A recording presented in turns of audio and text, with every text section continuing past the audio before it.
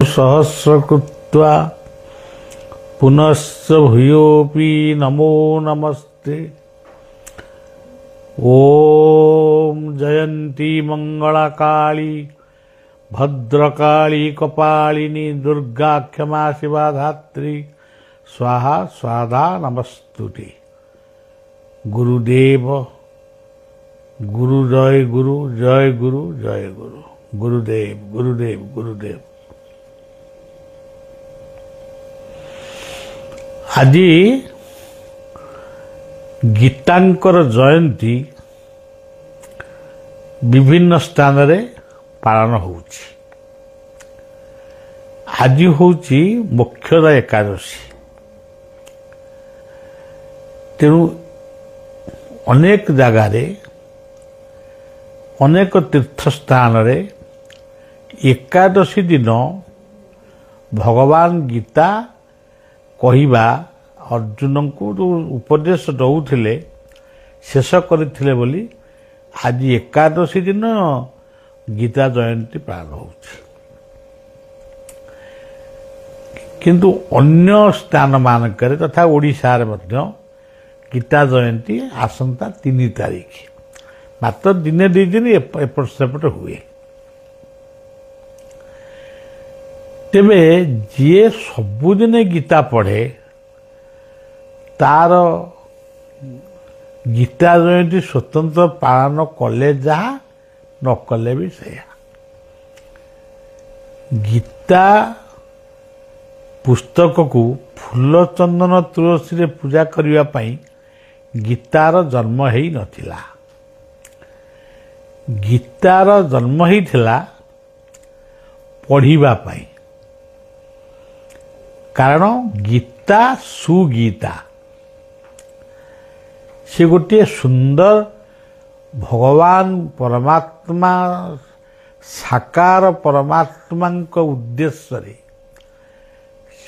ताहा हेउचे एक सुंदर भजन बा सुंदर संगीत।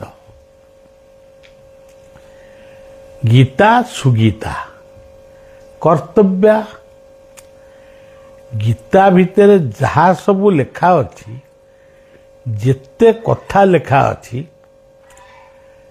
सबू लेखार मौलिक तत्व 18टी अध्यायर मौलिक तत्वर मूलटी होउची कर्म। कर्म बा कर्तव्य।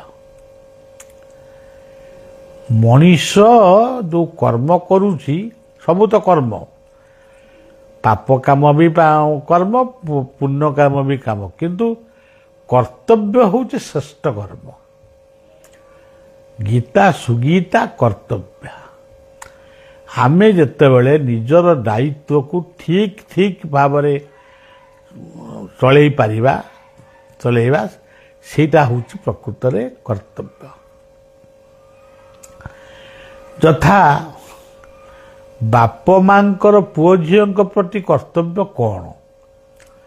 बाप माँ गोटे जगार बसी विचार करेंगे आम पुओ झीओं को क्यों पोशाक दबा किभलिया पोशाक दबा क्यों दिन दबा क्यों स्कूल रे कि कॉलेज रे तांको पढ़ेबा कि पिला को बसैकी मत नहीं से कौ पाठ पढ़िले खुशी हेबे से कथा जणेबा एवं पिला को मझिरे मझिरे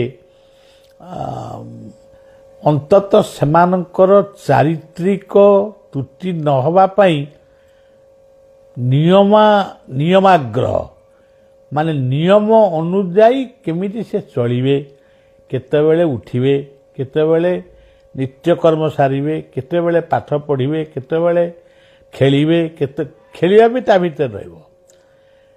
यही सब विषय गोटे आलोचना करिबा। जम्मा जदि आलोचना जो न हुए केबे भी आलोचना हब नहीं। जितेबाला गोटे गोटे गोटे गोटे किसी इनसीडेंट घटिबो कि गोटे चगलामी पुओ झील हेले से दिन वर्षक वर्षे पारी जीवनी वर्षक भितर गोटे थर बसिक रे एमती कहीं हेलु सेमती कहीं हेलु ମୋର ଏତେ ନାଁ ଅଛି, ମୁଁ ଏମିତି ପାଠ ପଢ଼ିଛି, ଏମିତି ପଢ଼ିଥିଲି, ଏଗୁଡ଼ାକ ସବୁ ଅକର୍ତ୍ତବ୍ୟ, ଏଗୁଡ଼ା କର୍ତ୍ତବ୍ୟ ନୁହେଁ। ତେଣୁ ଗୀତା ସୁଗୀତା କର୍ତ୍ତବ୍ୟ। ଖାଲି ଆଉ ପରିବାର କଥା ଉପରେ ବିଶେଷ ଆମେ ଗୁରୁତ୍ୱ ଦେଉଛୁ। ଏଇ ପାରିବାରିକ ଜୀବନ ଭିତରୁ ଭଗବାନ ଶ୍ରୀରାମ ଆସିଛନ୍ତି, ଶ୍ରୀକୃଷ୍ଣ ଆସିଛନ୍ତି। ଏଇ ପାରିବାରିକ ଜୀବନ ଭିତରେ ଭଗବାନ ନୃସିଂହ ଆସିଛନ୍ତି, ଭଗବାନ ବାମନ ବି ଆସିଛନ୍ତି। ଯଦି ହିନ୍ଦୁ ଧର୍ମ ପରେ ଆମେ ମହମ୍ମଦ କ'ଣ ପରିବାରକୁ ଛାଡ଼ିକିରି ଆସିଛନ୍ତି? ଯୀଶୁଖ୍ରୀଷ୍ଟ ସେ କ'ଣ ପରିବାରକୁ ଛାଡ଼ିକିରି ଆସିଛନ୍ତି? ସମସ୍ତଙ୍କ ଜୀବନରେ ଗୋଟେ ପାରିବାରିକ ଜୀବନ ସଂଯୋଗ ହେଇକିରି ରହିଛି। ଭଗବାନ ବୁଦ୍ଧ ରାଜା ପୁଅ, ମହାବୀର ଜୈନ, ମହିମା ସ୍ୱାମୀ, ଯେତେ ଆସିଛନ୍ତି ପୃଥିବୀକି, ତାଙ୍କର ଜନ୍ମ ରହସ୍ୟ ହୁଏତ ଏକ ପ୍ରକାର ହେଇପାରେ, କିନ୍ତୁ ଗୋଟେ ପରିବାର ସହିତ ତାଙ୍କ ଜୀବନର ସମ୍ପର୍କ ନିବିଡ଼ ହେଇକି ରହିଛି। ପାରିବାରିକ ଜୀବନ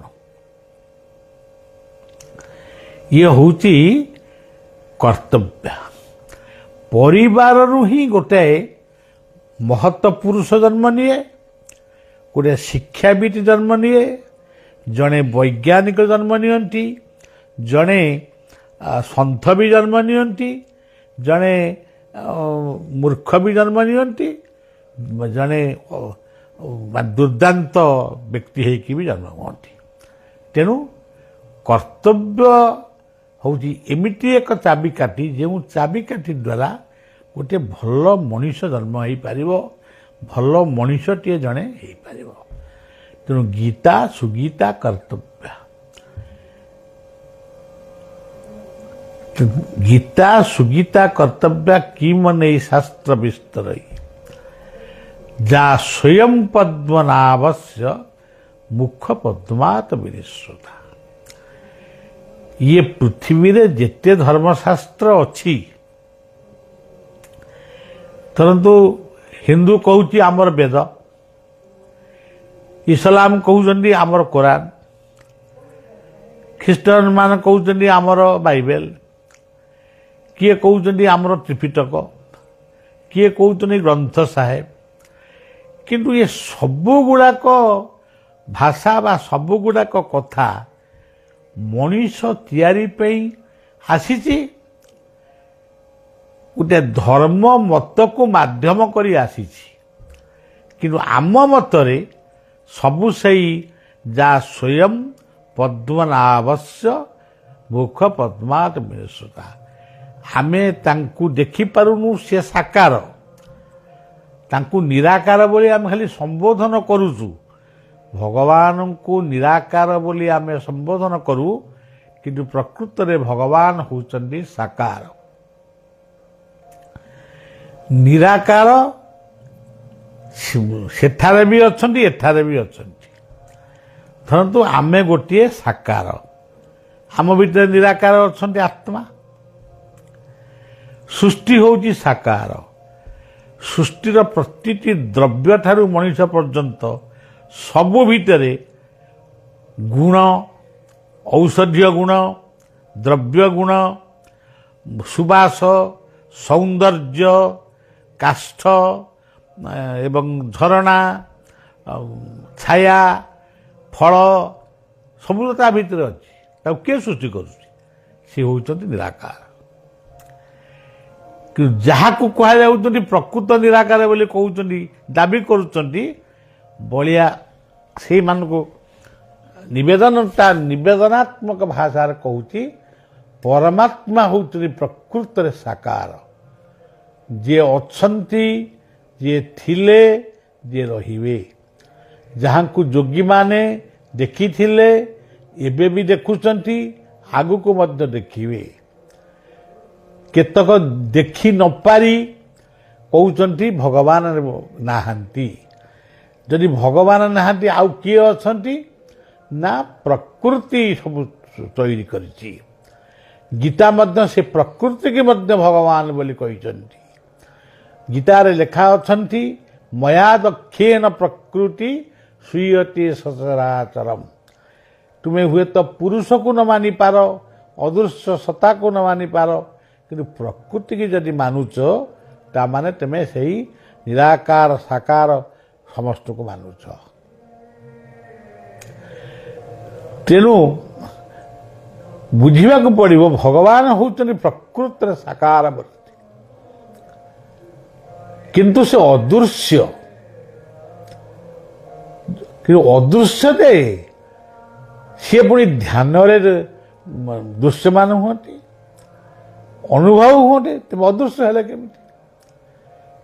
प्रकृति तो प्रकृति को तो आम वर्षा हो मेघ हो पवन हो ताकू आम वास्तव अनुभव करूँ। तेणु ये हूँ गीता सुगीता कर्तव्या किम नहीं शास्त्र व्यस्त जा स्वयं पद्मनाभस्य मुख पद्माट विनिश्रुता। हे सज्जन, आज तो एकादशी रे अनेक जगार मध्य प्रदेश डुंगुरवाड़ा ग्राम नर्मदा माँ नर्मदा कूल जगन्नाथ क्षेत्रटीए तैरी होती, ना दिया जाइए अखंड मंडलेश्वर।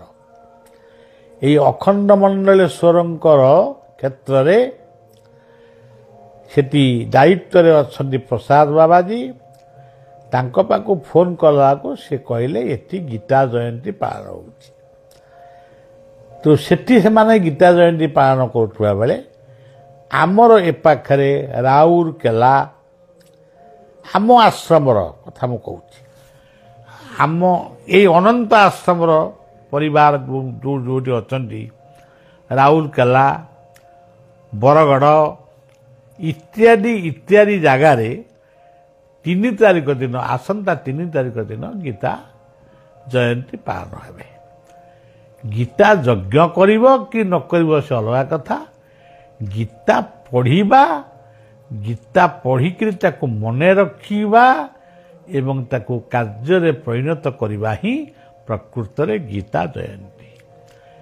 गीता होचंती माँ, भगवान कृष्ण होचंती आम पई पिता एवं अर्जुन होचंती आम मानकर सखा।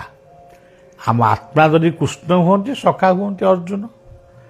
एई भली भावरे आज पवित्र एकादशी, एकादशी ठारू विष्णु व्रत आउ दुनिया रे बड़ व्रत किछि नाही।